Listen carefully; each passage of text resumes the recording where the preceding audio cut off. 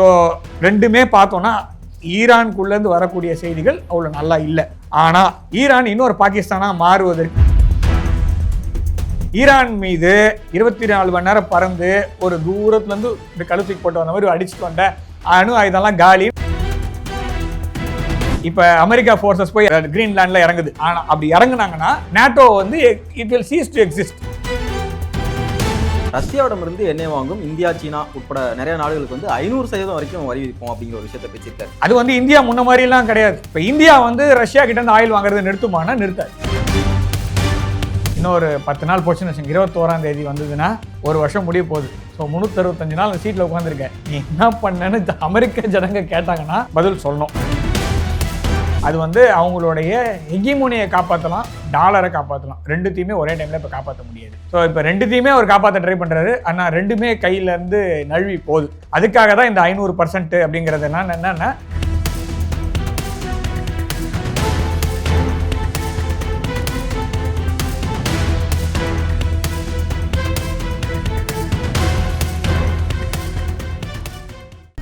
ஹாப்பியா, ஹெல்தியா, ஜாலியா ஒரு life. Lanco Harmonia Pavilion Senior Living Apartments at Sriperambur 2 BHK just 49 lakhs. Call 7717273747. பேசு தமிழா பேசி நேயர்களுக்கு வணக்கம். இன்று நம்முடன் இணைந்திருக்கும் சிறப்பு விருந்தினர் புவிசார் அரசியல் ஆய்வாளர் திரு கணேஷ்குமார் அவர்கள். வணக்கம் சார். வணக்கம் சார். சமீபத்தில் ட்ரம்ப் அவர்கள் கொடுத்த அறிக்கை வந்து ரொம்ப பேசுபொருளாக இருக்கு. ரஷ்யாவிடமிருந்து எண்ணெய் வாங்கும் இந்தியா, சீனா உட்பட நிறைய நாடுகளுக்கு வந்து 500% வரைக்கும் வரி விதிப்போம் அப்படிங்கிற ஒரு விஷயத்தை பேசியிருக்காரு. ஏற்கனவே பார்த்தோம்னா 50% வரைக்கும் வரி விதிச்சிருக்காங்க. ஸோ இந்த விவகாரம் எதை நோக்கி போகும்னு நினைக்கிறீங்க? முதல்ல போட்டோம், வருமானு தெரில. முதல்ல H1B விசாக்கு $1 லட்சம் சொன்னாங்கல்ல. ஸோ அது எந்த லெவலில் இருக்குது? முதல்ல இந்தியர்களுக்கெல்லாம் விசா கிடையாது.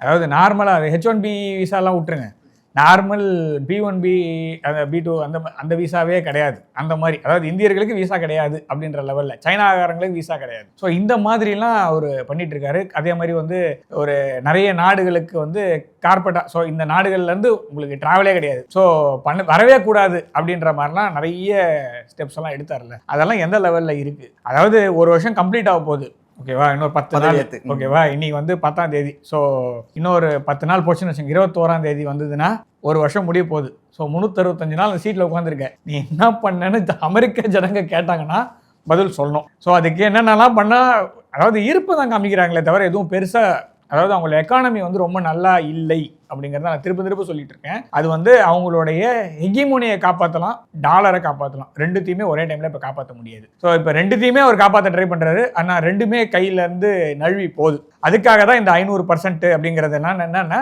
ரஷ்யாவை வந்து 20,000 சாங்ஷன்ஸ் போட்டு முடக்க ட்ரை பண்ணுறாங்க. அதையும் மீறி ரஷ்யா வந்து நல்லா தான், அவங்க எக்கானமி வந்து அமெரிக்காவோட வளர்ச்சியை விட அவங்களோட ஜிடிபி வந்து கொஞ்சம் ஜாஸ்தியாக இருக்குது. ஸோ நான் சொல்கிறது வளர்ச்சி, ஓகேவா? அமெரிக்காவுடைய கடன் இன்னும் இன்க்ரீஸ் ஆகிருக்கு, கிரெடிட் கார்டு டெட்டே இன்க்ரீஸ் ஆகிருக்கு. ஸோ இதெல்லாம் ஒரு வருஷத்தில் வந்து பார்த்தீங்கன்னா நல்ல வளர்ச்சின்னு சொல்கிறதுனா அமெரிக்காவுக்கு நல்ல விதத்தில் இல்லை. ஸோ இப்போ ஏதாவது காமிச்சா ஓரளவுக்கு நியூஸ்லேயே லைம் லைட்லேயே இருக்காங்க, அவ்வளோதான். நிறைய வேலை செய்கிறாங்க, நான் இல்லைன்னா சொல்ல. அதாவது நிறைய உழைக்கிறாங்க, அவங்க கண்ணில் டயர்ட்னஸ் தெரியுது, மூஞ்சே வந்து சரியில்லை. ஆனாலும் ரிசல்ட் அப்படின்னு வந்து பார்க்கும்போது ஒன்றும் பெருசாக இருக்காது. ஸோ அதனால் இப்போவும் சொல்கிறேன், அந்த 500% எல்லாம் வந்து ரஷ்யாவை வந்து கட்டுக்குள்ளே கொண்டு வருமானா முடியாது. நீங்கள் நினைக்கிறது வந்து என்ன, அதாவது அமெரிக்கா வந்து ரஷ்யாவை கட்டுப்படுத்துவதற்காக சாங்ஷன்ஸ் ஆக்ட் அப்படிங்கிற மாதிரி தான் கொண்டு வராங்க, ரஷ்யன் சாங்ஷன்ஸ் ஆக்ட். அது அப்படி கிடையாது. இங்கே ப்ராப்ளம் என்னன்னா, சேவிங் ஆயில் ஹெகிமோனி ஆக்ட்னு வேணா மாற்றிக்கங்க. இங்கே ப்ராப்ளம் வந்து ரஷ்யா கிட்ட இருந்து இந்தியா ஆயில் வாங்கும் போது இந்த பிரச்சனை வரல. முதல்ல ரஷ்யா வந்து 2022 உக்ரைன் மீது அந்த ஸ்பெஷல் மிலிட்ரி ஆப்ரேஷன்ஸ் கொண்டு வரும்போது இவங்களுக்கு இந்த ப்ராப்ளம்.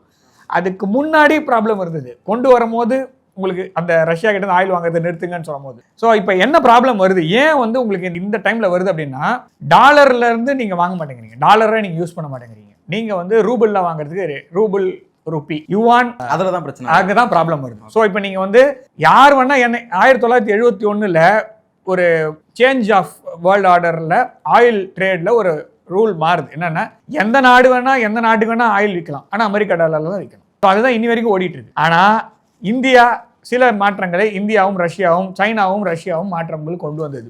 அது வந்து பெரும் பேசுபடு பொருளாக மாறினது எப்படின்னா பிரிக்ஸ் மீட்டிங் போது. அன்னிலேருந்து இன்னி வரைக்கும் அதான் பிரச்சனை போயிட்டு இருக்கு. அதாவது இப்போவும் சொல்கிறேன், அவங்களுக்கு ரஷ்யா கிட்ட இருந்து நம்ம இந்தியா வந்து ஆயில் வாங்குறதுல எந்த பிரச்சனையுமே இல்லை. ஏன்னா அவங்களே யுரேனியம் வாங்குறாங்க. ஐரோப்பிய ஒன்றியம் முழுக்க ரஷ்யா கிட்ட இருந்து கேஸ் வாங்கிட்டு இருக்கு, நேச்சுரல் கேஸ் வாங்கிட்டு இருக்கு. ஆயிலும் ஒரு கணிசமான அமௌண்ட் வாங்குறாங்க. ஸோ நிறைய நாடுகள் வாங்கிட்டு இருக்கு. ரஷ்யாவை நீங்கள் ஒரே நாளில் பைபாஸ்லாம் பண்ண முடியாது. நீங்கள் இப்போ சாங்ஷன் பண்ண 500% வரை தான். 500% ஃப்ளாட்டாக கிடையாது, 500% வரை விதிக்கப்படலாம். சரி, அப்போ ஐரோப்பிய ஒன்றிய நாடுகள் மீது விதிப்பீங்களா அப்படின்னா விதிக்க மாட்டாங்க. சரியா? இங்கே ப்ராப்ளம் ஏன் வருதுன்னு நான் சொல்லட்டுமா? ஐரோப்பிய ஒன்றிய நாடுகள் டாலர்ல வாங்குறதுக்கு ரெடியா இருக்காங்க. அதனால அந்த 500% வரை அப்படின்றது அவங்களுக்கு அப்ளிகபிள் ஆகாது. யூரோப்பிய யூனியன் கிடையாது. யாரெல்லாம் நீங்க இந்தியாவுக்குமே அப்ளிகபிள் ஆகாது. ப்ரொவைட்ல நீங்க டாலர்ல வாங்கினீங்கன்னா நான் திரும்ப அந்த அது ஒன்றும் ஆக்டா வரல. வந்த பிறகு அதில் நிறைய அமெண்ட்மெண்ட்லாம் பண்ணி தான் ஆக்டா வரும். வந்ததுன்னா இந்த மாதிரி தான் இருக்கும் கடைசியில். ஸோ அமெரிக்க மக்களுக்கு கர்ச்சீப் கொடுக்குறாரு.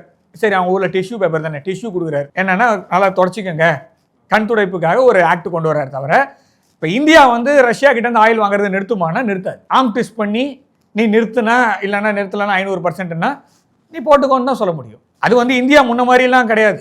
சைனாவும் அப்படி கிடையாது. நீங்கள் ரஷ்யாவுமே அப்படி கிடையாதுன்னு வச்சுக்கோங்களேன். ரஷ்யன் எம்பசி வந்து நியூ இயர் விஷ் அனுப்பிச்சிருந்தாங்க பார்த்தீங்களா? அதில் வந்து பார்த்தீங்கன்னா ஒவ்வொரு நாட்டு தலைவருக்கும் ஒரு கிஃப்ட் கொடுக்குற மாதிரி ஒரு வீடியோ ஒன்று கிளிப் ஒன்று வந்தது. கடைசியில் புட்டின் அவர்கள், ஜனாதிபதி புட்டின் அவர்கள் திரும்புவார், அதில் சிரிப்பார். மோடி அவர்களுக்கு, பாரத பிரதமர் மோடி அவர்களுக்கு வந்து பார்த்தீங்கன்னா Su-57 விமானம் வருது. சைனாவோட பார்த்தீங்கன்னா ரூபிளும் யுவானும் பக்கத்தில் நிற்கிற மாதிரி ஒரு ரெண்டு அந்த கரன்சி பக்கத்தில் இருக்க மாதிரி ஒரு கிஃப்ட். ஜெலன்ஸ்கிக்கு வந்து ஒரு கை விலங்கு. அப்புறமா வந்து ட்ரம்ப் அவர்களுக்கு வந்து 2 பேர் பக்கத்தில் நிற்கிற மாதிரி ஒரு ஃபோட்டோ. ஸோ மெமரியாக வச்சுக்கோங்க அப்படின்ற மாதிரி ஒரு மெமரபிள் ஃபோட்டோ ஒன்று அந்த மாதிரி தான் இருந்தது. இல்லை, இது எல்லாம் ஒரு புறம் இருந்தாலும் ரஷ்யா தான் தொடர்ந்து இந்த ஆப்ரேஷன் தொடர்ந்து நடத்திக்கிட்டு இருக்காங்க. இந்த வாரை கண்டினியூ பண்ணுறதுக்கு இந்த நாடுகள் தான் காரணம் அப்படின்னு ட்ரம்ப் ஒரு புறம் குற்றச்சாட்டினாலும் யூரோப்பிய யூனியனும் ஒரு காரணம் தானே. உக்ரைனை இன்னமும் வந்து ஒரு ஊக்கப்படுத்துகிற விதமாக தானே பண்ணிட்டு இருக்காங்க யூரோப். ஸோ அவங்க மேலே ஏன் எந்த விதமான டிரான்சாக்ஷனோ எந்த விதமான வரியோ ஏன் விதிக்க முன் வரல? இன்னைக்கு தானே நீங்கள் இதை பேசுகிறீங்க. 2022க்கு முன்னாடி கொஞ்சம் அப்படியே ரீவைண்ட் பண்ணி போகலாமா? 2022 பிப்ரவரி மாதம் 22ஆம் தேதிக்கு முன்னாடி உங்களுக்கு வந்து ரஷ்யா வந்து ஜெர்மனிக்கு ஆயில் சப்ளை பண்ணாங்களா இல்லையா? பைப்லைன் வழியா கேஸ் சப்ளை பண்ணாங்களா இல்லையா? நார்ட் ஸ்ட்ரீம் அப்படின்ற ஒரு பைப்லைன் போயிட்டு இருந்ததுல, நார்ட் ஸ்ட்ரீம் 2 வரும்போது பைடன் என்ன சொன்னாரு? அந்த பைப்லைன்ல சப்ளை பண்ணக்கூடாது டைரக்டா சொல்றாரு. உக்ரைன் அப்படி டைரக்டா சொல்லல. இங்க விஷயம் அங்க வந்து நீங்க ஒரு கான்வல்யூட்டடா இருக்கிற பேச்சு என்னன்னு நான் சொல்றேன்.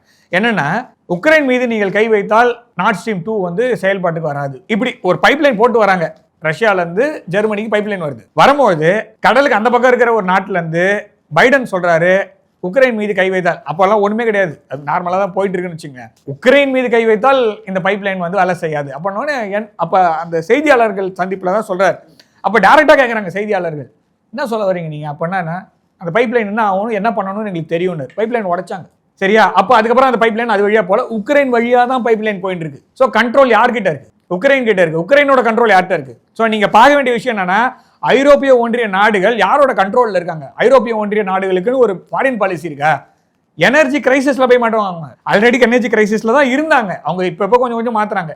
இப்போ அவர் என்ன சொல்றாரு, இவரு ட்ரம்ப் அவர்கள் என்ன சொல்றாங்க அப்படின்னா, வெனிசுலால இருக்கிற ஆயில் எடுத்து நான் இந்தியாவுக்கு விற்பேன். யாரோட ஆயில் எடுத்து யாருக்கு விற்கிறீங்க, என்ன காஸ்ட்ல விற்கிறீங்க? இன்னொன்னு 50 மில்லியன் பேரல் வரைக்கும் எடுத்து அந்த பணத்தை வந்து நான் வச்சுப்பேன், வெனிசுலாவோட நல்லதுக்கு நான் செலவு பண்ணுவேன். எனக்கு புரியல இது. நான் திரும்ப அதை நான் கரெக்டாக தான் படிக்கிறேன்னா இல்லை கரெக்டான செய்தி தானா அப்படின்றது தான் திரும்ப பார்க்க வேண்டியது. வார்த்தையை பார்த்தோம்னா லிட்டரலா அதை நான் கேப்சர் பண்ணிட்டேன் அப்படிதான். இல்லை, அதில் இருக்கிற 30 மில்லியன் பேரல் எடுப்பேன், 50 மில்லியன் பேரல் வரைக்கும் எடுத்து அந்த காசை பிரசிடென்ட் ஆஃப் யுனைடெட் ஸ்டேட்ஸ் கையில் இருக்கும். அந்த பணத்தை நான் வந்து வெனிசுலா நாட்டுக்கு செய்வேன் அப்படின்னா மடுரோ எதுக்கு? அந்த நாட்டு மக்கள் எதுக்கு? ஸோ நீங்கள் மேலே தான் சொன்னீங்க, கனடாவை தான் 51வது மாநிலம்னு சொன்னீங்க. வெனிசுலாவை நீங்கள் புதுசாக 51 அப்படின்ற மாதிரி இன்னொன்று சேர்த்துக்கிறீங்களான்னு எனக்கு புரியல. ஆனால் இது வந்து தப்பான ஒரு முன் உதாரணமாக இருக்குது அப்படின்றத. ஏன்னா ஒவ்வொருத்தரும் இப்போ நீங்கள் தப்பு பண்ணீங்கன்னா எல்லாருமே தப்பு பண்ணலாமா? இப்போ ஐரோப்பிய ஒன்றிய நாடுகள் மீது நீங்கள் சொன்னீங்க, ஐரோப்பிய ஒன்றிய நாடுகளுக்கு என்ன ஆப்ஷன் இருக்கு? நான் உங்களுக்கு வந்து வக்காலத்து வாங்கல, ஆனால் ஐரோப்பிய ஒன்றிய நாடுகளுக்குன்னு தனியாக ஒரு ஃபாரின் பாலிசியே கிடையாது. ஸோ யூகேவும் யூஎஸும் என்ன டிக்டேட் பண்ணுறாங்களோ, நான் திரும்ப அந்த வார்த்தை ரொம்ப கிளியராக சொல்கிறேன், டிக்டேட் பண்ணுறாங்களோ அதை வாங்கி தின்றது மாத்திரம் தான் அவங்களுக்கு இருக்கிற ஒரே ஆப்ஷன். இல்லைன்னா கிடையாது. ஒரு பக்கம் ரஷ்யா வந்து அக்ரஸர்னு சொல்லிட்டீங்க, இனி வரைக்கும் ரஷ்யாவோட பேசவே இல்லை. இமானுவேல் மேக்ரோன் ஓரளவுக்கு ஆரம்பிச்சாரு, அதுக்கப்புறமா வந்து கோவிட் போது சுத்தமாக படுத்துருச்சு. அதுக்கப்புறமா வந்து மதிக்கவே இல்லை புட்டின் அவர்கள். ஸோ இமானுவேல் மேக்ரோனும் புட்டின் அவர்களும் 2 பேருமே ஒன்னா ஒரு டேபிளில் உட்காராங்க. அந்த டேபிள் வாழ்நிலத்துக்கு இருக்கு, பெருசு, கிட்டத்தட்ட ஒரு 10 அடி 15 அடி தூரம் இருக்கும் போல இருக்கு. அந்த மூலையில இவர் உட்கார்ந்துருக்காரு புட்டின் அவர்கள், இந்த மூலையில மேக்ரோன் உட்கார்ந்துருக்காரு.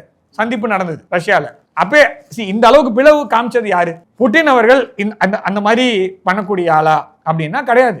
ஆஞ்சலா மெர்க்கலோட புட்டின் அவர்கள் எப்படி பேசினாங்கன்னு, ஷின்சோ அபேவோடைய அவரோட எப்படி பழகினாங்க, ஷின்சோ அபே அவர்களோட மனைவிக்கு இப்போ அவங்க வந்து கூப்பிட்டு ஒரு வரவேற்பு கொடுத்து அவங்க மறைந்த பிறகு அவருக்கு வந்து ஒரு மரியாதை செலுத்தி இருக்கிறார், அவங்களோட பேசியிருக்காரு. ஸோ அப்படிப்பட்ட ஒரு தலைவராக தான் புட்டின் அவர்கள். புட்டின் மீது எந்த அளவுக்கு நீங்க ப்ராபகண்டா பண்ண முடியுமோ யூகேவும் யூஎஸும் சேர்ந்து பண்ணிட்டாங்க. ஸோ யூரோப்புக்கும் ரஷ்யாவுக்கும் பெரிய ரஷ்யாவில் பாதி வந்து யூரோப் சைடில் இருக்கு, கொஞ்சம் ஒரு கால்வாசி சைடு இருக்கு.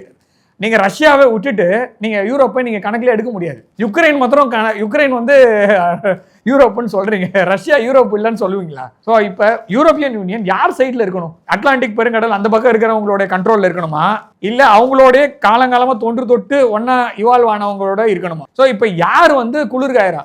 இந்த நார்த் ஸ்ட்ரீம் பைப் உடஞ்சதுல ஜெர்மனிக்கு லாபம் வருமா? புட்டினுக்கு லாபம் வருமா? அந்த பைப்லைன் உடைக்கிறதுக்கு ரஷ்யாவுக்கு ஏதாவது காரணம் இருக்கா? சரி, ஜெர்மனிக்கு ஏதாவது காரணம் இருக்கா? யுக்ரைனுக்கு காரணம் இருக்கா? யுக்ரைனுக்கு காரணம் இருக்கு. யுக்ரைனுடைய ராணுவ அதிகாரிகள் தான் இதை வந்து அந்த கடலுக்கு அடியில போற அந்த பைப்லைனை வந்து வெப்பன்ஸ் வச்சு உடைச்சாங்கன்றதுக்கான ப்ரூஃப் இருக்கு.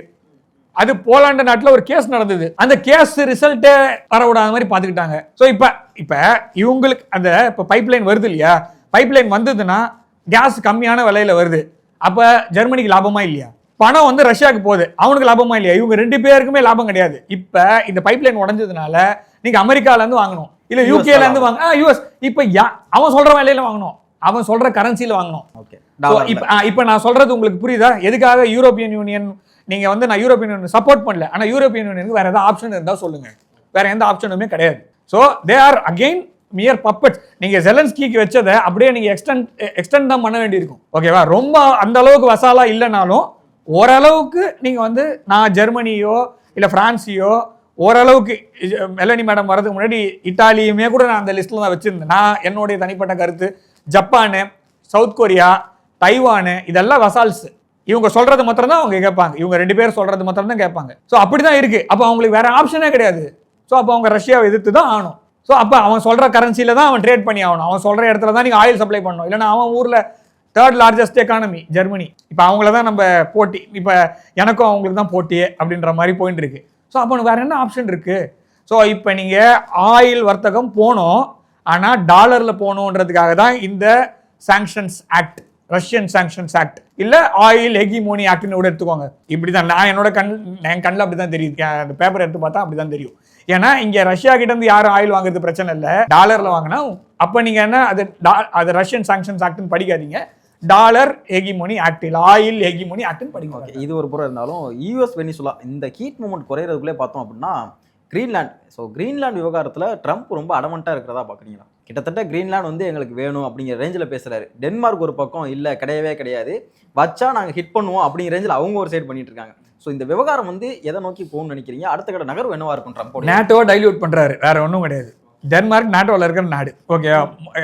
ஈஸ்ட் சைடில் தான் அப்புறமா சேர்ந்தாங்க, வெஸ்ட் சைட்லாம் முதலே சேர்ந்துட்டாங்க. ஓகேவா? டென்மார்க் வந்து இப்போ நாட்டோவில் இருக்கிற நாடு. இப்போ அமெரிக்கா ஃபோர்ஸஸ் போய் கிரீன்லாண்டில் இறங்குது. அப்போ நாட்டோக்குள்ளேயே ரெண்டு பேர் ஆச்சு. நாட்டோவுடைய சார்ட்டர் என்ன சொல்லுது? எந்த ஒரு நாடாக இருந்தாலும் நாட்டோ நாடு மேலே கை வைத்தால் அந்த நாட்டை வந்து இருக்கிற எல்லா கும்பலாக சுற்றும், எல்லாரையும் போட்டு பொழப்போம், ஒரே ஒரு தனியாலாம் போகவே மாட்டோம்னு ஒரு கும்பலாக ஒரு கூட்டணி வச்சிருக்கீங்களே. ஒரு ஆப்கானிஸ்தான் போனாலும், ஈரான் போனாலும், ஈராக் போனாலும், சிரியா போனாலும், லிபியா போனாலும் ஒரு 30 பேர் ஒன்னா 20 பேர் ஒன்னா போய் தானே அடிக்கிறீங்க. ஸோ அந்த கும்பலுக்குள்ளேயே ஒருத்த மேலே அடிக்க போறீங்க. இப்போ ஸோ இப்போ ஆளவந்தான் படத்தில் வந்து கமல் சார் கேட்குற கேள்வி, நான் வளர்த்த நாயை நானே கொல்லலாமா அப்படின்ற பதில், அந்த நாய்க்கு வெறி பிடிச்சா கொல்லலாம் அப்படின்னு. இப்போ அந்த மாதிரி டென்மார்க் மேலே ஏதாவது வெறி பிடிக்கிறதுக்கு ஏதாவது ஒரு வச்சிருந்தாங்கன்னா எல்லா நாட்டு மேலேயும் ஒரு கருத்து வச்சிருப்பாங்க, இந்த நாடு வந்து ரோக ஆயிடுச்சு அதனால அந்த நாட்டை காலி பண்ணலாம். இப்போ வெனிசுலாவோட அதிபர் வந்து ட்ரக் விற்கிறாரு, அங்க ஆர்மி இறக்கலாம்.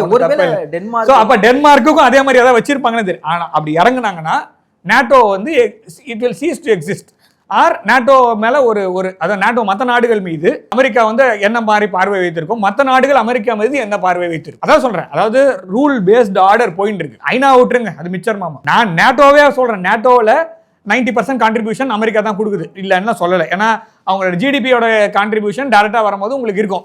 ஸோ நாட்டோ வந்து அமெரிக்கா வெளில போயிடுச்சுன்னா நாட்டோ இருக்காது. அந்த ஒரு தைரியத்துல தான் அதான் சொல்றேன். இப்ப நீங்க வந்து என்னைக்குமே சொல்லுவோம் ஜென்ரலா, never out source your kitchen. Are never sell your முக்கியமான ஒரு விஷயத்தை விற்கக்கூடாது.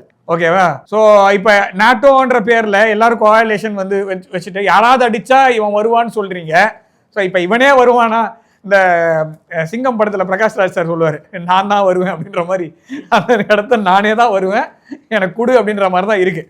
ஸோ இதுக்கு 2-3 விஷயம் நான் பார்க்க. எதுக்காக அவர் ரொம்ப கிரீன்லாண்ட் மேலே கண்ணாக இருக்கார் அப்படின்னா, ஒன்று வந்து இது நடக்கிறதுக்கான சாத்தியக்கூறு ரொம்ப ரொம்ப ரொம்ப கம்மி. மோஸ்ட்லி எனக்கு தெரிஞ்ச வரைக்கும் 99% அவர் இருக்கிற அடமண்ட பார்த்தா வெனிசுலா கூட அதுதான் எனக்கு முக்கியமா வேணும். வெனிசுலாவே நடக்காதுங்க. வெனிசுலாவுமே அவர் வந்து பண்ணுறதுக்கான ரீசன் வந்து உள்நாட்டில் ஒரு வருஷம் முடிய போகுது, ஏதாவது பண்ணி காமிங்க. வேற என்ன பண்ணியிருக்கீங்க?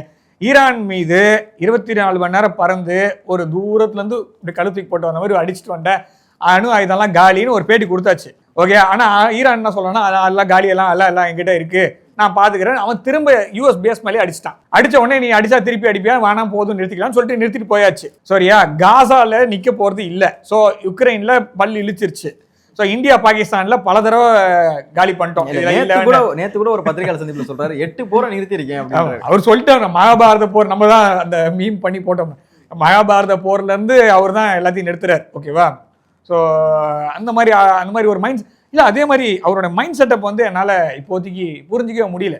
மோடி அவர்கள் குறித்து நான் ஆஃப் த ட்ராக் போகிறேன்னு இல்லை, ஆனால் சின்ஸ் நம்ம வந்து ட்ராக் ஆஃபில் போனதுனால சொல்கிறேன்.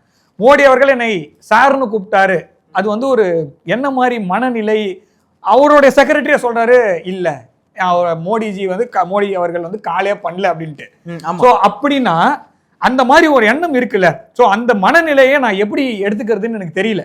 அது ரொம்ப தப்பான ஒரு மனநிலை. வேற ஒரு நாட்டோட தலைவர் தன்னை சார்னு கூப்பிடணும், அந்த மாதிரி அவர் சொல்ற அந்த விதம் இருக்குல்ல, அந்த பாடி லாங்குவேஜ் இருக்குல்ல, அது வந்து அவர் he is craving for that attention or என்ன சொல்றது, அதாவது எனக்கு வேணும், என்ன வந்து அந்த மாதிரி மதிக்கணும் அப்படின்ற ஒரு எண்ணம்.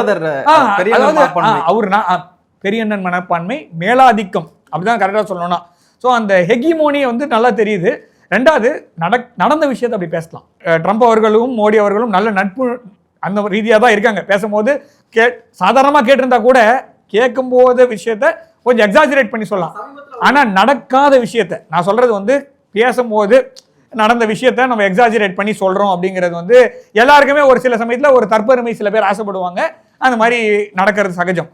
ஆனால் நடக்காத விஷயத்த இவ்வளோ தற்பெருமையோட அந்த நாட்டோட தலைவர் என்கிட்ட வந்து சார்னு சொன்னாருன்னு சொல்ற அளவுக்கு ஒரு மனநிலை இருக்குன்னா we have to be worried. இது வந்து நான் வந்து அவருமே அந்த நாட்டு மக்களுமே அவங்களுக்கு வந்து இது நல்லதல்ல அப்படின்ற. பைடன்லாம் நம்ம பேசியிருக்கோம். பைடன் வந்து காத்து கொடுத்து கை கொடுத்தாரு, சைக்கிள்ல இருந்து கீழே வந்தாரு, அதெல்லாம் வேற விஷயம். அது வந்து அந்த நாட்டோட உள் விவகாரம், அதுக்குள்ள நம்ம போகணும்னு அவசியம் இல்லை. ஃப்ளைட் ஏறும்போது கீழே வந்து வயோதிகம், அதெல்லாம் வேற விஷயம். ஆனால் இது சீரியஸ். இது ஏன்னா இது வந்து நம்ம நாட்டுக்கு மாத்திரம் இல்லை, எல்லா நாட்டுக்கும் மாத்திரம் இல்லை, அமெரிக்காவுக்குமே இது சீரியஸான விஷயம். ஏன்னா நடக்காத ஒரு விஷயத்தை இவ்வளோ பெரிய எக்ஸாஜரேட் பண்ணி சொல்லவே முடியும். அதனால தான் சொன்னேன், நம்ம 2-3 வாரத்துக்கு முன்னாடி பேசும்போது நான் சொன்னேன், மோடி அவர்கள் வந்து என் கூட ஃபோனில் பேசினாரு, அது 2 நிமிஷம் பேசினதை 20 நிமிஷம் பேசின மாதிரி அவர் நிறைய கண்டென்ட் கொடுக்குறாருன்னு நம்ம பேசணும். ஆனால் சமீபத்தில் அவருடைய ட்ரேட் செக்ரட்டரி சொல்றாரு, மோடி தான் வந்து ஃபோனில் வந்து பேசவே மாட்டாரு எக்ஸாக்ட்லி கூட. ஸோ அதுதான் மெயின் ரீசனாகவே இருக்குது இந்த ட்ரேடுக்கு சம்மந்தமான சிக்கல்களை வழிவகுக்குது இன்னுமே அப்படின்னு. அதை தான் சொல்ல வரேன் நான். அதாவது நடக்காத ஒரு ஃபோன் காலை இவ்வளோ எக்ஸாஜரேட் பண்ணி அவர் பர்த்டே விஷ் பண்ணாரு, நான் இல்லைன்னு சொல்ல. அதே மாதிரி ஆப்ரேஷன் சிந்தூரும் போது வி கால்ட் எவ்ரி ஒன். ஸோ நம்ம ரஷ்யா கிட்டையும் பேசணும், யூஎஸ் கிட்டையும் பேசணும், யூகே, யூரோப்பியன் யூனியன் எல்லா நாடுகிட்டையும் பேசணும். நம்ம பேசலாம்ல, பேசணும். எதுக்கு பேசணும் அதை மாத்திரம் பேசிட்டு விட்டுட்டோம். ஆனால் இவர் சொல்ற மாதிரி அந்த அவர் சொன்ன விதம் இருக்கு இல்லையா, அதுலேயே தெரியுது அது நடக்காது. இதுக்கு முன்னாடியுமே நம்ம இதை பற்றி பேசணும். இதுக்கு முன்னாடியுமே அவர் சொன்ன விதத்திலேயே இது நடந்துதான் நடக்கலையா, இதை பேசியிருக்க முடியுமா, பேசியிருக்க முடியாதா? அதாவது மோடி அவர்கள் வந்து நேத்திக்கு வரை பிரைம் மினிஸ்டர் 1998 ஒரு அரசியல் இருக்காரு. ஒரு சீஃப் மினிஸ்டரா ஒரு 2001-2 இருக்கிறாருன்னு வச்சுக்கோங்களேன். ஸோ அது எண்டுன்னு வச்சுப்போம். அதனால அவ்வளோ ஒரு எக்ஸ்பீரியன்ஸ்டு ஒரு 25 வருடங்களாக தொடர்ந்து ஒரு அதாவது லீவே போடாமல் இருக்கக்கூடிய அரசியல்வாதி. அவரை வந்து நம்ம டைரக்டா டெய்லி பார்த்துட்டு இருக்கோம். அவர் பிரஸ் மீட் கொடுக்கணும் அவசியம் இல்லை, அவர் ட்வீட் பண்ணி டெய்லி எங்க போறேன் என்ன பண்றேன் எல்லாரும் பார்த்துட்டு தான் இருக்கும். ஸோ அப்படிப்பட்ட ஒரு அரசியல்வாதி இப்படி பேசுவாரான்ற ஒரு கேள்வி எல்லாருக்குமே வரும். நீங்க நான் சொல்றது சராசரி ஒரு இந்திய குடிமகன் விடுங்க, அமெரிக்க குடிமகன்களுக்கே இந்த சந்தேகம் வந்திருக்கும். ஸோ அந்த மாதிரி ஒரு சொல்றது எனக்கு தெரிஞ்ச வரைக்கும் வெரி அன்பார்ச்சுனேட். அந்த நாட்டோடைய, அதாவது உலகத்தோடைய ஒரு முக்கியமான ஒரு நாடு அமெரிக்கா, அதை நான் தள்ள முடியாது. ஏன்னா வேர்ல்டு நம்பர் 1 எக்கானமி. ஆர்ம்டு ஃபோர்ஸஸ்ல அவங்களுடைய இது இருக்கு. இன்னைக்குமே பல விஷயங்கள்ல அமெரிக்காவை சார்ந்து தான் உலகம் ஓடி ஒன்று. சைனா ஒன்றும் அந்த அளவுக்கு அப்போ ரெட் எடுக்கல, இந்தியாவோ சைனாவோ இல்லை ரஷ்யாவோ எடுக்கல. ஸோ அப்படி இருக்கக்கூடிய ஒரு நாட்டோடைய தலைவர் இந்த மாதிரி பேசுவது ரொம்ப ரொம்ப வருந்தத்தக்கதாக இருக்கிறதுன்ற என்னோட பார்வை. ஓகே, இந்த ஈரான் விவகாரம். ஸோ ஈரானில் மிகப்பெரிய போராட்டம் வெடிச்சிருக்கு, நிறைய மக்கள் வந்து இறந்து போயிருக்காங்க அப்படிங்கிற ஒரு விஷயம் வந்து பார்க்க முடியுது. ஸோ நாளுக்கு நாள் அங்கே வந்து வன்முறை வந்து அதிகரிச்சுட்டு தான் வருது அப்படிங்கிற ஒரு விஷயமே பேசப்பட்டுக்கிட்டு இருக்கு. இதற்கு மெயின் காரணமாக என்ன நினைக்கிறீங்க? அங்கே வந்து நடக்கக்கூடிய அந்த அரசியல் சலிப்பா மக்களுக்கு, இல்லை இந்த விலையேற்றம் தான் காரணம்னு நினைக்கிறீங்களா? 2-3 விஷயம் இருக்கு. ஒன்று, அதாவது நெருப்பு இல்லாமல் புகையாது. உள்ளுக்குள்ளே இருக்கிற எல்லாத்தையும் நம்ம வந்து ஒன்றுமே இல்லை அப்படின்னு புறந்தள்ள முடியாது. கண்டிப்பாக உள்ளுக்குள்ளே பிரச்சனை இருக்குது. அதை வந்து எந்த ஒரு பெரிய ரெவல்யூஷன் ஆரம்பிச்சதுனாலும் அதுக்கு முடிவு தேதிகள்னு ஒன்று வரும். ஸோ ஒழுங்காக போயிட்டு இருந்து கிராஜுவல் சேஞ்ச் இருக்கணும், ஸ்மூத் ட்ரான்சிஷன் இருக்கணும். அது இந்தியாவில் நடந்தது 1947. ஸோ ஸ்மூத் ட்ரான்சிஷன், அந்த கொடி இறங்குறது ஏறுறது கூட பார்த்தீங்கன்னாலே தெரியும். அன்னிலேருந்து இன்னி வரைக்கும் நாம் வந்து ஒழுங்காக தான் போயிட்டுருக்கோம். நடுவில் அரசியல் ஸ்திரத்தன்மை இருந்தாலும், பொருளாதார ஸ்திரத்தன்மை இருந்தாலும் இல்லாவிட்டாலும் வண்டி ஓடிட்டு தான் இருக்கும். ஸோ இந்த பீப்புள் வந்து they have embraced the change in such a way. இது வந்து எந்த ப்ராப்ளமும் இல்லாமல் போகும். ஆனால் அப்ரப்டாக ப்ளக்கை பிடிங்கி இன்னொரு இடத்துல சொருவுனீங்கன்னா என்ன ஆகுன்றது ஈரான் பங்களாதேஷில் பார்த்தோம்ல. 2024 ஆகஸ்ட் மாதம் எப்படி நடந்தது, இப்போ எப்படி இருக்குது, திருப்பி அதே தான் பிரச்சனை போயிட்டு இருக்கு. ஸோ இந்த சைக்கிள் தொடருது. பாகிஸ்தான்லேயும் இப்படி தான். ஸோ அதே மாதிரி தான் பங்களாதேஷ் விடுங்க. நேபாளில் ஓரளவுக்கு அமைதி வருது, இலங்கையில் அமைதி வருது. ஏன் இங்கே மாத்திரம் அமைதி வருது, அங்கே அமைதி வரல அப்படின்னா, ஸோ 2 விஷயம். உள்ளுக்குள்ள சேஞ்ச் வந்து அப்ரப்டாக கொண்டு வந்திருக்காங்க. ஸோ அது வந்து ஒரு எமோஷனில் வந்து எடுத்த டெசிஷன்னால 1979 மாறின அந்த ரெஜிம் சேஞ்ச். ஸோ அதுலேருந்து மாறி திரும்பி இங்கே ரெஜிம் சேஞ்சு அதே மாதிரி திருப்பி இன்னொரு அப்ரப்ட் வந்ததுன்னா திரும்ப அதே தப்பை திரும்பி 2 தடவை தப்பு ஒரே தப்பை திருப்பி செஞ்சிங்கன்னா சரியாயிடாது. ஸோ திரும்ப ரெஜிம் சேஞ்சுன்னு வருதுனாலும் மக்கள் அந்த ஆட்சி தத்துவம் மாறணும்னாலும் அதுக்கு டைம் எடுக்கணும். ஸோ 2மே பார்த்தோன்னா ஈரானுக்குள்ளேருந்து வரக்கூடிய செய்திகள் அவ்வளோ நல்லா இல்லை. ஆனால் ஈரான் இன்னொரு பாகிஸ்தானாக மாறுவதற்கு இந்தியா தயாராக இருக்கிறதா அப்படின்ற ஒரு கேள்வி நான் வைக்கிறேன். ஏன்னா திரும்ப ஈரானில் ஒரு ரெஜிம் சேஞ்ச் வருது, திரும்ப ஒரு ஜஸ்ட் பேக் டு பப்பட் உட்கார வைக்கிறாங்க. ஸோ இதில் வந்து நெருப்பு இல்லாமல் புகையாதுன்னு சொல்லிட்டேன். நெருப்பு யார் கொளுத்தனான்ற கேள்வி நானே வைக்கிறேன். சும்மா போயிட்டு பங்கு அதிகமாக கண்டிப்பா இருக்கு. ஏன்னா வெளிப்படையா சொல்றாங்களே, அவங்க கொடுக்கக்கூடிய ஸ்டேட்மெண்ட்லேயே தெரியும்.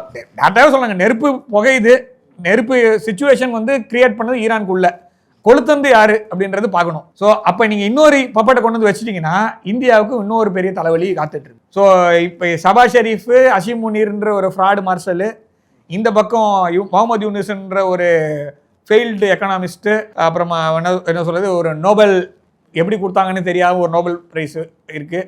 ஸோ இந்த மாதிரி மசாலா கலவையில் எக்ஸ்ட்ராவாக கடைசியில் தாளித்து கொட்டுற மாதிரி ஒரு சேஞ்ச் நடக்கும். ஸோ ஈரானில் மக்கள் வந்து அதை பொறுத்து, அதாவது எல்லா ஊர்லேயும். அப்போ அமெரிக்காவில் எந்த பிரச்சனையுமே இல்லையா, யூகேல எந்த பிரச்சனையுமே இல்லையானா, யூகேல இருக்கிற பிரச்சனையை இலான் மஸ்க் ட்வீட் பண்ணிட்டு இருக்காரு. அப்போ யூகேல எப்போ சேஞ்ச் கொண்டு வருவீங்க? பிபிசி வெக்கமே இல்லாமல் எழுதுறாங்கல்ல, இந்தியாவில் வந்து ஜென்சி போராட்டம் வரவே இல்லையே, ஏன் கொஞ்சம் கூட வெக்கமே இல்லை? உன் ஊரில் காடி துப்புற மாதிரி ஆட்சி போயிட்டு இருக்கு. அந்த ஆட்சியை பற்றி இலான் மஸ்க் அட்லாண்டிக் ஓஷன் அந்த பக்கத்துலேருந்து எழுதிட்டு இருக்காரு. அதுக்கு கண்டனம் தெரிவித்து கேஆர் ஸ்டார்மர் கவர்மெண்ட் பேசிட்டு இருக்கு. ஸோ நீங்கள் அந்த தோழமை சுட்டுதல் மாற்றி பேசிட்டு இருக்கீங்க. ஆனால் ஈரானில் மாத்திரம் ரெஜிம் சேஞ்ச் கொண்டு வரணும்னு சொல்கிறீங்க. ஈரானில் நடப்பது தவறு, நான் இல்லைன்னா சொல்லலை. அந்த ஊர் மக்களுக்கு கொஞ்சம் ஃப்ரீடம் வேணும். ஆனால் அந்த ஊர் மக்கள் அதை முடிவு செய்யணும். வெளியிலேருந்து ஒருத்தன் வந்து பண்ணான்னா, பங்களாதேஷில் நடந்தது திரும்பி நடக்கும், பாகிஸ்தானில் நடந்தது எக்ஸ்டென்ஷன். இன்னொன்று 1971 நம்மளுக்கு இந்தியாவுக்கும் பாகிஸ்தானுக்கும் போர் வந்தது. வெஸ்ட் பாகிஸ்தான் ஈஸ்ட் பாகிஸ்தான் அப்போ பிரிஞ்சுது. அப்போ நான் இன்னொரு சிச்சுவேஷன் சொல்கிறேன். 1971 வாரில் Iran was in side of பாகிஸ்தானோட பக்கம் தான் நின்றது ஈரான் 1971. இங்க இருந்த போர் விமானங்கள், நான் சொல்றது பாகிஸ்தானோட போர் விமானங்கள் இந்த பக்கம் போட்டு அடிச்ச உடனே ஈரான்ல போய் லேண்ட் பண்ணி ரிப்பேர் பண்ணி திருப்பி டேக் ஆஃப் ஆகி வந்தது. 79க்கு அப்புறமா தான் ஈரான் வந்து இந்த மாதிரி வெஸ்டோட ஒரு பப்பட்டா இல்லாம, அவங்களுக்குள்ள 1000 பிரச்சனை இருக்கலாம், நான் இல்லைன்னே சொல்ல. ஆனா இந்தியா இன்னொரு பப்பட்டுக்கு ரெடியா? இந்த கேள்வி தான் நான் வந்து எனக்கு தான் பார்க்கணும். ஏதோ ஒரு சேஞ்ச் நடக்குது அப்படினா நான் வந்து எரியிற எண்ணெய், அதாவது எண்ணெயில இருந்து எகிரி நெருப்புல குதி கூடாது ஃபுல்லா. அதாவது அந்த ஷியா கிரசன்ட் சுன்னி கிரசன்ட்னு சொல்லுவாங்க. ஸோ இப்போ வந்து ஷியா கிரசன்ட்ல பாகிஸ்தான் அந்த சைடில் இருக்க கண்ட்ரிஸ்க்கு பாகிஸ்தான் கண்டிப்பாக இருப்பாங்க. ஏன்னா ஈவன் தோ பாகிஸ்தானோடைய ஃபவுண்டர் வேற சைடில் இருந்தாலும், அந்த கண்ட்ரியோடைய தோற்றுவித்தவர் வேற ஒரு பிரிவாக இருந்தாலும், பாகிஸ்தானில் சுன்னி பிரிவு தான் ஜாஸ்தி. சரியா? சவுதி அரேபியா சைடு தான் நிற்பாங்க அவங்க, ஈரான் சைடில் நிற்க மாட்டாங்க. ஆனால் இந்த பிரச்சனை வந்துச்சுன்னா முஸ்லீம் பிரதர்ஹுட்னு எல்லாரும் ஒன்றா சேர்ந்துருவாங்க. சரியா? இப்போ இந்தியாவுக்கு ஒரு பிரச்சனை, இந்தியாவுக்கும் பாகிஸ்தானுக்கும் ஒரு பிரச்சனை வருது. இப்போ இருக்கும்போது ஈரான் வந்து என்ன மாதிரி இருப்பாங்கன்றத மாத்திரம் தான் நான் கவலை பண்ணும். இப்போ இருக்கிற அதே ரெஜிம் இருக்கு அப்படின்னா அயட்டோலா நல்லவரா கெட்டவராகுள்ளன்னா போக மாட்டேன். எனக்கு எது சேஃப்டின்னு தான் நான் பார்க்க. அப்படிதானே நீங்க பாகிஸ்தான்ல இருக்கிறவங்க இந்த மாதிரி யோசிக்க மாட்டான் பாத்தீங்களா? அமெரிக்காவில் இருக்கிறவங்க இந்த மாதிரி யோசிக்க மாட்டான். நம்ம ஊருக்காரங்க தான் இது மாதிரி யோசிப்பாங்க. ஸோ அந்த ஊருக்கு முதல்ல உன் ஊரை பாரு, உன் ஊரில் என்ன ஆகும்னு பாரு, உன் ஊரில் இருக்க சோல்ஜர் என்ன ஆவான்னு பாரு. நம்ம சோல்ஜர்ஸ் ஆர்ம்டு ஃபோர்ஸஸ்லாம் நல்லா தான் இருக்கு. ஸோ ரொம்ப நல்லவனாக இருக்க முடியாது. ஓகேவா? நீங்கள் வந்து எல்லாத்தையும் ஒரே நாளில் அலிபாபா அற்புத விளக்கு அலாவுதீன் அற்புத விளக்கு மாதிரி தேய்ச்சி ஒரே நாளில் பூதம் வந்து எல்லாத்தையும் மாற்றணும் முடியாது. அந்த ஊருக்கு எந்த மாதிரி ரெஜிம் தான் எனக்கு சக்ஸஸ்ஃபுல்லாக இருக்கும், எனக்கு எந்த மாதிரி ப்ராப்ளம் வராது அப்படின்ற மாதிரி தான் நம்ம யோசிக்கணும். சப்போஸ் வேற ஒரு பபட் வந்தா சாபஹார் போர்ட் என்ன ஆகும்? இல்ல அதான் கேட்க, ஈரான்ல ஒருவேளை தலைமை மாற்றம் நிகழுது அப்படின்னா இந்தியாவுக்கு ஒரு தலைவலி இருக்கு. அப்போ பெரிய தலைவலி இருக்குங்க. இப்ப நான் என்ன கேட்கிறேன், சாபஹார் போர்ட் என்ன ஆகும்? சாபஹார் போர்ட் இப்ப இருக்கிற ரெஜிம் கிட்ட இருக்குது. அந்த இப்ப மொத்தத்தையும் மாத்த போறேன்னு சொல்லிட்டு தான் உட்காந்துருக்காங்க. இப்ப ஈரான் வந்து அமெரிக்காவோட கண்ட்ரோல் போகுது. சரியா? பாகிஸ்தான்ல என்ன நடக்குதோ அதே தான் ஈரான்ல நடக்கும். ஆப்கானிஸ்தான் அதான் பண்ணாங்க. ஆப்கானிஸ்தான் இன்னைக்கு நம்ம கூட ஒழுங்கா தானே இருக்காங்க. இது ஏன் ஒரு 4 வருஷத்துக்கு முன்னாடி பண்ண முடியல? யூஎஸ் இருந்துச்சு. எக்ஸாக்ட்லி. ஸோ இப்போ செக் யாருக்கு? இன்னொன்று ஐஎன்எஸ்டிசின்னு ஒரு ரூட் போட்டு வச்சிருக்கோம், international north south transport corridor. எதை நம்பி போட்டிருக்கோம்? சாபஹார் போர்ட்டை நம்பி போட்டிருக்கோம். சாபஹார் போர்ட் வழியா ஈரான் வழியா அப்படியே மேலே ஏறி இது வழியாக போகிறோம், மாஸ்கோ போகிறோம் இல்லையா, செயின்ட் பீட்டர்ஸ்பர்க் வரைக்கும் போகுதுன்னு சொல்கிறோம். ஈரான் போயிடுச்சுன்னா உங்களுக்கு அந்த ரூட்டே கிடையாது. இப்போ மிகப்பெரிய தலைவலி, பெரிய தலைவலி. இது ஒரு பெரிய குழப்பம். ஸோ இப்போ குழம்புன குட்டையில் இது யாருக்கு லாபம்னு பாருங்களேன். ஈரானில் பிரச்சனை வந்ததுன்னா நீங்கள் சொல்கிற எல்லாமே அந்த ஊருக்குள்ளே இருக்கிற மக்கள் எல்லாமே பாதிக்கப்படுவாங்க. எல்லாத்தையும் நான் ஒத்துக்கிறேன், இல்லைன்னு சொல்கிறேன். இதை மாறுச்சுன்னா அந்த ஊரில் ஜனங்கள்லாம் நல்லாயிருவாங்களா? லிபியா என்னாச்சு பேசுவோமா? ஈராக் என்னாச்சு? சிரியா என்னாச்சு? அந்த ஊர் மக்கள் என்னன்னாங்க? ஸோ இந்த லிஸ்ட் போயின்னே இருக்கும். ஆனால் அங்கே இருக்க மக்களுக்கு வந்து மாற்றம் வருமானா? மாற்றம்லாம் வராது. புது ஆட்சியாளர் வருவாங்க, IMF வரும், நம்மளுக்கு மேலே தலைவலி வரும். ஈரான் இவ்வளோ நெருக்கடிக்கு உள்ளாக்குறதுனால அமெரிக்காவுக்கு என்ன லாபம் இருக்கு? நான் இப்போ சொன்ன மெயின் ரூட்டே ட்ரேட் ரூட்டில் அடி வாங்கும். ஸோ இருக்கிற எக்ஸிஸ்டிங் ரூட்டில் போன்னு சொல்லுவாங்க, இல்லை ஸ்பைஸ் ரூட்னு வாங்குவாங்க. ஸ்பைஸ் ரூட் எப்படி போகும்? ஒமான் வழியா, இல்லைன்னா UAE வழியா, கத்தார் வழியா போய், சவுதி அரேபியா போய், ஜோர்டான் வழியா போய், இஸ்ரேல் வழியா உங்களுக்கு மெடிட்டரேனியன் சி போகும். ஓகேவா? ஸோ அகைன் டிபெண்டன்ஸ் இப்படி வரும். இல்லையா சுயஸ் கேனல் வழியா வாங்குவான். சுயஸ் கேனல் வழியாக போனால் நம்ம ஆல்ரெடி அதான் போயிட்டு இருக்கோம். நம்ம யூகேக்கும் ஃப்ரான்ஸுக்கும் வெஸ்டர்ன் கண்ட்ரீஸ்க்கும் நம்ம பண்ணி ஆகணும். இல்லையா சுற்றி கேப்டவுன் வழியாக சுற்றி போனால் எக்ஸ்ட்ரா டைம் ஆகும். இல்லை ரஷ்யா வந்து சொல்கிற மாதிரி விளாடிவாஸ்டோக் காரிடார் இப்போதைக்கு நடக்க போகிறது இல்லை. இது ரஷ்யாவுடைய தூதர் பேசும்போது கொஞ்சம் நாள் ஆகும் அப்படின்னு சொன்னார். அவருடைய ஒரு சந்திப்பு பார்க்கும்போது இன்னும் 1 வருடங்கள் இல்லை 2 வருடங்கள் ஆனால் தான் உங்களுக்கு சென்னையிலேருந்து விளாடிவாஸ்டோக்கு அப்புறமா நார்த் சி ரூட்டில் வழியாக சாத்தியம் இருக்குன்னு. இப்போ என் கையில் இருக்கிற விஷயத்த நான் விட வேண்டியிருக்கும் இல்லையா? இது எவ்வளோ பெரிய செக் இது. 2வது ஈரானில் இருக்க எண்ணெய் ஈரான் கிட்ட நம்ம வாங்கிட்டு இருக்கோம், மொத்தமும் நிறுத்தலை. ஸோ அது எந்த கரன்சியில் வாங்குவோம்? இப்போ நம்ம பார்ட்டர் சிஸ்டம்லேயும் வாங்கலாம், டாலர்லாம் வாங்கலை. ஈரான்லேருந்தோ ரஷ்யாவிலேருந்தோ நம்ம டாலர்லாம் வாங்கலை, நம்ம வந்து வேறு ட்ரேட் மெக்கானிசமில் வச்சுருக்கோம். இதுதான் பிரச்சனை. ஸோ இப்போ ஒரே கல்லில் எத்தனை வாங்க நீங்களே முடிவு பண்ணிங்க. ஸோ இப்போ ஈரான் உள்ளுக்குள்ளே இருக்கிற பிரச்சனை அவன் ஊர் ஜனங்களை பற்றி கவலை பண்ணுமா இல்லை நம்மளை பற்றி கவலை பண்ணுமான்னு அப்படியே விட்டுறேன் நான். ஏன்னா இதில் மாற்றம் வரட்டும், உள்ளுக்குள்ளே ஆட்சி மாற்றம் வரட்டும், உள்ளுக்குள்ளே எல்லாமே வரட்டும். ஆனால் இன்னொரு பப்பட் வந்து உட்கார்ந்தானா அடுத்த சபா ஷெரீஃபியோ இல்லை அடுத்த அசீம் முனீரியோ இல்லை அடுத்த முகமது யூனிவர்சிட்டியோ தான் நம்ம சந்திக்க போகிறோம் அப்படின்றத மாத்திரம் மனசு வச்சுக்கோங்க. ஓகே, சமீபத்தில் பார்த்தோம்னா பாகிஸ்தானில் ஹமாஸுடைய லீடர் அவர் வந்து ஒரு நிகழ்ச்சியில் கலந்துக்கிறாருன்னு நினைக்கிறேன். ஸோ ஏற்கனவே பார்த்தோம்னா பகல்காம் அட்டாக்கு முன்னாடி இதே மாதிரி ஹமாஸுடைய ஒரு பிரிவினுடைய தலைவர் வந்து அங்கே கலந்துக்கிட்டதுக்கு அப்புறம் தான் அந்த பகல்காம் அட்டாக் நடக்குது. ஸோ இப்போவும் இந்த மாதிரியான ஒரு விஷயத்தில் நிகழ்ச்சியில் கலந்துக்கிறாங்க அப்படின்னா இது என்ன மாதிரியான சமிக்கையில் காட்டுது அப்படிங்கிற ஒரு விஷயம். இஸ்ரேல் கிட்ட சம்மத்தியாக வாங்க போகிறாங்கன்னு அர்த்தம், அவ்வளோதான், வேற ஒன்றும் இல்லை. பாகிஸ்தான் வந்து எப்படி கத்தாரில் போட்டு துவம்சம் பண்ணாங்களோ அதுக்கப்புறம் கத்தார் வாங்க மூடிட்டாங்க. ஸோ அடிக்கும் போதே சொன்னது அடுத்தது சில நாடுகள்லாம் லிஸ்ட்டில் இருக்குது, செமத்தியாக வாங்க போகிறது வந்து பாகிஸ்தானும் டர்க்கியும் தான் சொல்லிட்டாங்க டேரெக்டாக இஸ்ரேல். அதை வந்து சும்மா அதாவது அமெரிக்கா தோளில் இருக்கு, பரமசிவன் கழுத்துலேருந்து பாம்பு கேட்டுதான் கருட சௌக்கியம், அந்த மாதிரி தான். ஸோ நீ அமெரிக்கா தோளில் இருக்குன்றதுக்காக என்னோட சர்வேவேலுக்கெல்லாம் நீ இஸ்ரேல் வந்து நம்மளை மாதிரியோ இல்லை வேறு எந்த நாடு மாதிரியோ கொஞ்சம் ஏதோ போனால் போதுன்னு விட மாட்டாங்க. ஏன்னா அவங்க தோக்கவே முடியாது, தோத்தா மொத்தமும் போயிடும். அமெரிக்கா நடுவில் ஒரு ஐடியா கொடுத்தாங்க, பாகிஸ்தானுடைய இராணுவத்திலேருந்து காசாவில் பீஸ் கீப்பிங் ஃபோர்ஸ் வைக்கலாம் அப்படின்ட்டு. இஸ்ரேல் வந்து தயவுசெய்து ஏஞ்சி போயிருங்க அப்படின்ட்டாங்க. முடியாது, ஏன்னா பாகிஸ்தான் வந்து ஏற்கனவே ஒரு தடவை ஜோர்டான் நாட்டுக்கு அழைக்கப்பட்டது ஜியா உல் ஹக் டைமில். அந்த டைமில் ஒரே நாளில் கிட்டத்தட்ட ஒரு 40-50 ஆயிரம் பேரை வந்து ஜியா உல் ஹக் கொன்று குவித்தார் பாலஸ்தீனியர்கள். சரியா? இன்னைக்கு இஸ்ரேல் வந்து 60,000 பேர் கொண்டுட்டாங்கன்னு சொல்லிட்டு தப்பு தான், நான் இல்லைன்னே சொல்ல. மனிதம் எல்லா இடத்துல இருக்கு, எவன் கொன்னாலும் சாவது மனுஷன்தான், ஓகேவா? ஆனால் இவ்வளோ நாள் மற்றவங்க எல்லாம் இஸ்ரேலை பற்றி பேசுனாங்கல்ல, 60,000 பேர் கொண்டுட்டாங்க, 60,000 பேர். ஒரே நாளில் 40,000 பேர் சாவடிக்கிறது பெரிய ஒரு என்ன சொல்கிறது புச்சரியா? இல்லைன்னா 2 வருஷம் 3 வருஷம் 2.5 வருஷமாக போர் பண்ணி அது மூலமாக இதுவாக பாயிண்ட் பிளாங்க்ல போடுறது பெரிய விஷயம். ஸோ அப்போ பாகிஸ்தான்காரன் பண்ணால் பாலஸ்தீன்காரன் செத்தானா உங்களுக்கு கவலை கிடையாது. ஸோ இதில் யார் ட்ரிகரை புல் பண்ணுறான்றது மாத்திரம் தான் உங்களுக்கு பிரச்சனையாக இருக்குது இல்லையா? ஸோ இதே மாதிரி முன்னாடி நடந்தது. ஜியா உல்லக்கு பிரிகேடியராக இருந்தார் நினைக்கிறேன், அதுக்கப்புறமா அதிபரானார். அது எப்பவுமே பாகிஸ்தானில் வந்து பாதி நாள் இந்த என்ன போஸ்ட்டில் எவன் இருக்கானே தெரியாது, மாறி இருப்பாங்க. ஸோ அந்த மாதிரி ஆள். ஸோ அப்போனா இது இப்போ பாகிஸ்தான்லேருந்து அந்த ஃபோர்ஸ் முடியாதுன்னு சொல்லிட்டாங்க. அதுக்காக என்ன பண்ணுறாங்க, ஹமாஸே கூட்டணுவா அப்படின்னா, ஹமாஸை கூட்டணும் வந்தீங்கன்னா என்ன ஆகுன்றது நம்ம வெயிட் பண்ணுவோம். இந்த சமயத்தில் நாம் போக வேண்டாம். ஸோ அன்னோன் கன்மன் வந்து நம்ம ஊர்லேருந்துன்னு சொல்லியிருந்தாங்க. நம்ம ஊர்லேருந்து அவசியமே இல்லை, எல்லா ஊர்லேருந்து அன்னோன் கன்மன் இருப்பாங்க, அவங்க ஊர்லேயே மீன்ஸ் இருக்குது. ஸோ அதனால் they will take care. So இதில் வந்து நீ வந்து இந்தியாவில் பரவாயில்ல புலி வேலை பிடிச்சேன், அங்கே நீ டைனோசர் வேலையே பிடிச்சிருக்கிற. ஸோ ஹமாஸ் ஆளுங்க உள்ளே வந்தாங்கன்னா பாகிஸ்தான் என்ன ஆகுமோ அது பண்ணிடும். ஸோ க்ளீனப் பண்ணுறதுக்கு ஒரு நல்ல ஆப்பர்ச்சுனிட்டியை பாகிஸ்தான் கிரியேட் பண்ணி கொடுத்துருக்காங்க. அதை வந்து நம்மளுடைய இஸ்ரேலி பிரதர்ஸ் வந்து தே வில் டேக் கேர். ஆனால் இது வந்து பாகிஸ்தானுக்கோ சரி இல்லை பாலஸ்தீனுக்கோ சரி வேறு எந்த ஒரு நாட்டுக்கும் நல்லது இருக்க மாதிரி எனக்கு தெரியல. ஸோ ரொம்ப ஆடினா சீக்கிரமாக விளக்கு ரொம்ப பிரகாசமாக எரியுதுன்னா சீக்கிரமாக அணைய போகுது. ஓகே சார், பொறுத்திருந்து பார்ப்போம். இதுவரை எங்களோட இணைந்து தங்கள் கருத்து நன்றி. அதே மாத்திரம் சார். உலக தமிழ் சொந்தங்களுக்கு வணக்கம். நான் ராஜவேல் நாகராஜன். பேசு தமிழா பேசு வலையொலியுடைய வளர்ச்சிக்கு நீங்களும் உறுதுணையாக இருக்கணும்னு நினச்சிங்கன்னா இந்த வீடியோடைய டிஸ்கிரிப்ஷனில் இருக்கக்கூடிய ரேசர் பே லிங்கை கிளிக் பண்ணுங்கள். அந்த லிங்க்கில் போயிட்டு உங்களுக்கு விருப்பமான தொகையை பேசு தமிழா பேசுவனுடைய வளர்ச்சிக்கு உங்களுடைய பங்களிப்பாக நீங்கள் கொடுக்கலாம். நன்றி, வணக்கம்.